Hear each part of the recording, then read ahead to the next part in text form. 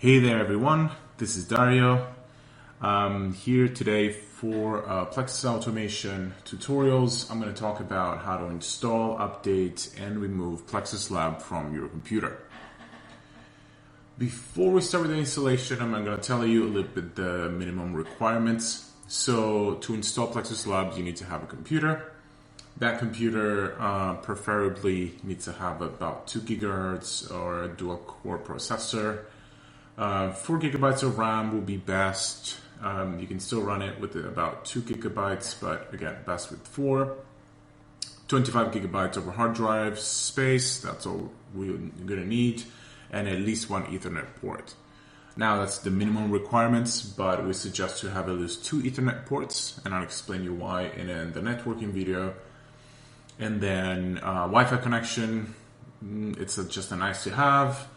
If you install this computer into industrial setting, best to have an industrial PC, which pretty much has a little higher temperature ranges.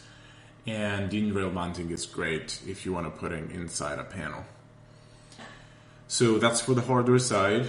On the software side, we're going to require to install Ubuntu as an operating system onto a computer. So this doesn't run on Windows, it doesn't run on Mac OS for now. It only runs on Ubuntu. So once you have this computer, make sure to install the Ubuntu Linux version on it.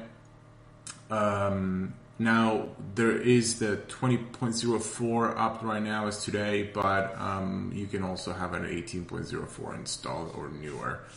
And then definitely you're going to need an internet connection in order to download the program.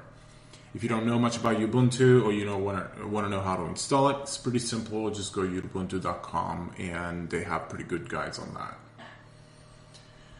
Now, getting into the installation. So we're going to require a web browser. So in our case, we have Google Chrome. We suggest to download Google Chrome because Plexus Lab likes that the best. So once you open it, just go to plexusautomation.com. On the top right, you have the documentation link. Click on that. Bottom left, configuration and networking. Click on the installation tab. And here's the instruction. So for the default installation, which is what we're going to do today, you need to copy this line and then open the terminal. Now I have the terminal on the top left of my screen. Once you install Ubuntu, not necessarily it's going to be there. So you can click on the show applications and type to search terminal. Alright, so this is the terminal in Ubuntu. It's the command line where we can give instructions. Just paste the first line, so sudo apt install curl -y. Now it's going to ask you for your computer password.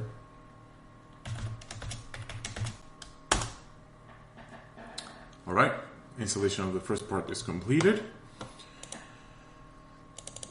Now we go to the second line. So just in case you guys set up internet incorrectly, what you're going to see is that it's not going to find the package to download. One easy way to test if everything is set up correctly in Ubuntu for internet connection is to ping google.com. If you do that, we're going to see some 64 bytes sent from Google coming back with some milliseconds, so this is correct. If it starts saying timeout or a host not reachable, that means your internet is not working. Plus Ctrl-C then to stop that. Alright, so we go to the second line. Copy that. Paste it inside the terminal. It's going to ask you one more time for your password.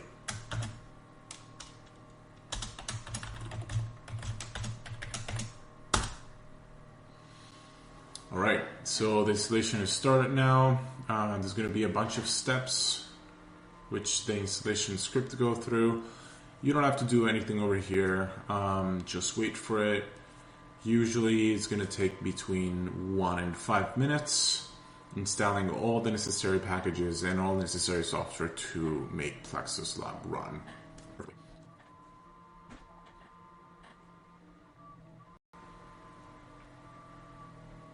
Okay, so here we're getting close to the end. Plexus lab is being loaded, and when you see this cursor blinking right here, that means we're done.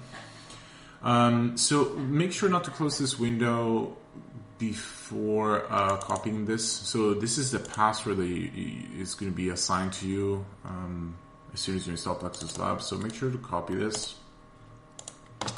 and then you can close the terminal.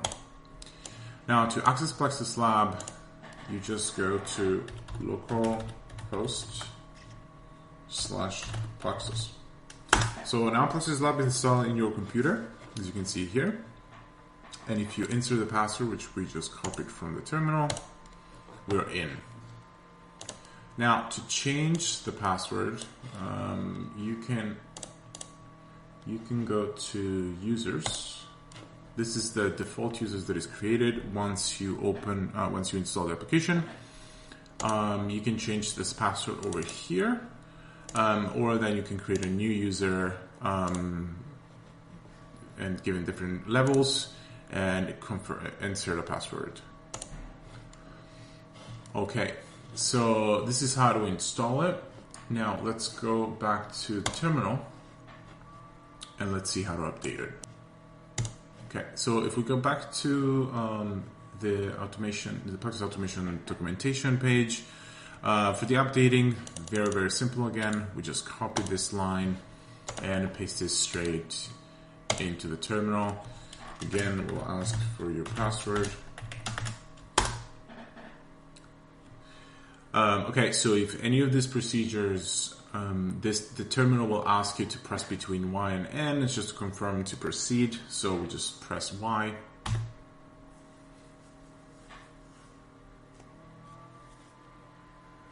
So this update took almost no time, and that's because we already have the latest version and everything's up to date. Now, one thing, so if you guys forget to copy your password, you can still in the documentation at the bottom of the installation page, there is a line of code so you can copy here, paste it into your terminal, and retrieve right here the password. So don't worry if you forgot to copy it and paste it, but if you don't, just in case, just copy this line and put it in there.